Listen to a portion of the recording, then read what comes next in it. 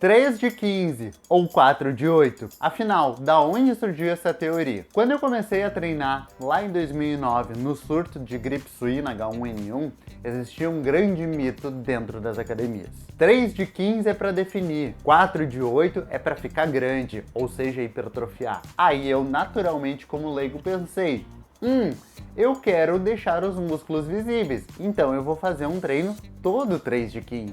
E essa teoria era tão consistente na época que eu tive um instrutor, inclusive com o mesmo nome que o meu, André, que ele montou um treino seguinte: 3 séries, a primeira com 15 repetições, a segunda com 18 e a terceira com 15 repetições de novo. E ele ainda disse: André, depois de fazer esse treino por 3 semanas, eu vou trocar o teu treino. E aí eu fiquei me achando, né? Porque um personal montou um treino que confirmava a minha teoria e ele ainda ia trocar o meu treino.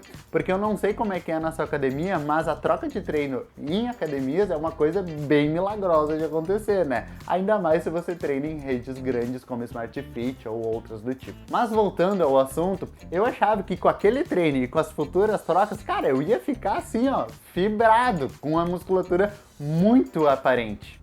Só que óbvio que isso não aconteceu, né? Até porque eu tinha 15 para 16 anos e o meu tipo corporal é de um ectomorfo, então naturalmente era óbvio que isso não ia acontecer. Mas aí depois, um outro instrutor me disse o seguinte: André, tu não tens que definir, tu tem que hipertrofiar, ou seja, criar massa muscular. Porque assim, com o teu baixo percentual de gordura, as tuas musculaturas vão ficar mais aparentes e tu vai ter aquele efeito de definição que tu busca. Aí ele montou um treino pra mim 4 de 8 e disse: André, coloca bastante carga. Aí de novo eu pensei, né? Beleza, agora vai.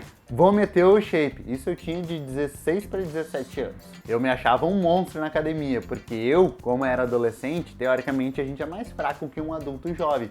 Só que eu conseguia erguer muitas vezes mais peso que os adultos que estavam iniciando na academia. Mas óbvio, nós estamos falando de homens iniciantes, não tem comparação, eu já era treinado, embora não aparentasse isso. E aí, conversando com outros professores ao longo da minha vida, eu fui confirmando essa teoria. Altas repetições define e poucas repetições e mais carga fica grande. Só que com o passar dos anos, os estudos foram ficando mais aprimorados e essas teorias foram se comprovando completamente ilusórias no meio fitness. E ao invés de te explicar aqui nesse vídeo como funciona um processo de hipertrofia, meu objetivo é te explicar na prática o que diferencia altas repetições de poucas repetições. Um treino com altas repetições pode ser feito tanto por pessoas treinadas quanto por pessoas iniciantes. Mas iniciantes obrigatoriamente devem fazer altas repetições e eu já vou te explicar por quê. Um treino com altas repetições, mais de 12 normalmente,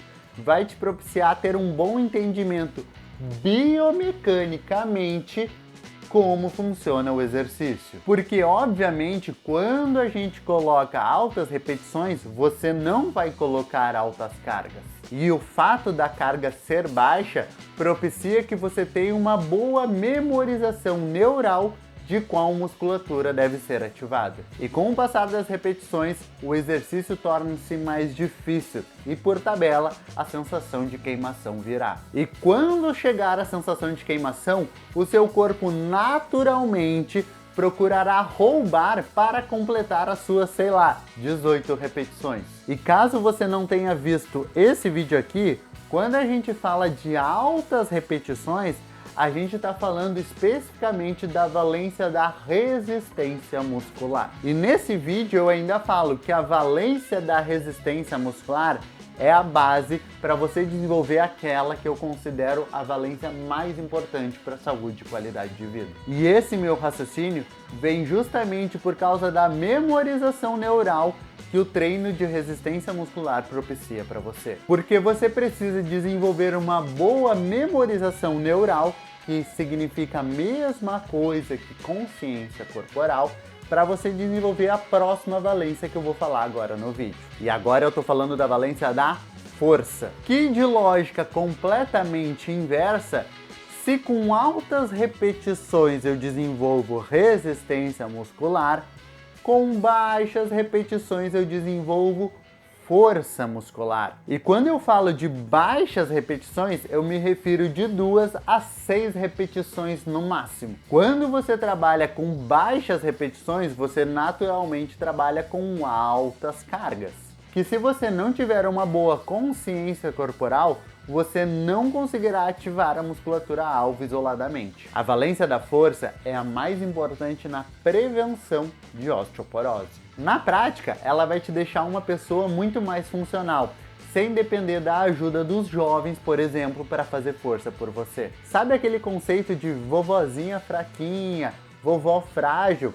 Treinando a valência da força, você não passará por isso. Diminuindo drasticamente a sua dor nas costas ao segurar uma criança no colo ou até mesmo um pet. Essa valência também vai te deixar mais funcional para a prática de esportes com funcionalidade e sem lesões no corpo. Além disso, esse tipo de treino vai te deixar com a pele mais rígida, impedindo você de se cortar com facilidade. Por isso que eu volto a dizer, essa é a valência mais importante para a qualidade de vida. Mas para ser desenvolvida, você precisa ter uma boa consciência corporal, porque do contrário, pode acontecer o efeito rebote. Ao não saber onde precisa estar a ativação muscular em exercícios como agachamento ou levantamento terra, você pode facilmente ficar com dor nas costas. E a longo prazo, com altas cargas e um movimento feito errado, você pode sim desenvolver lesões.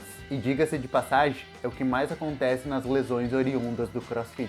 E como último recado desse vídeo aqui, eu já quero deixar um gancho para o próximo que eu vou gravar. Você não conseguirá treinar força na sua essência se você não tiver uma boa mobilidade articular. Que eu já dei uma pincelada nesse vídeo anterior, mas eu ainda vou gravar dizendo como cada mobilidade articular influencia nos principais exercícios de força. Te vejo no próximo vídeo.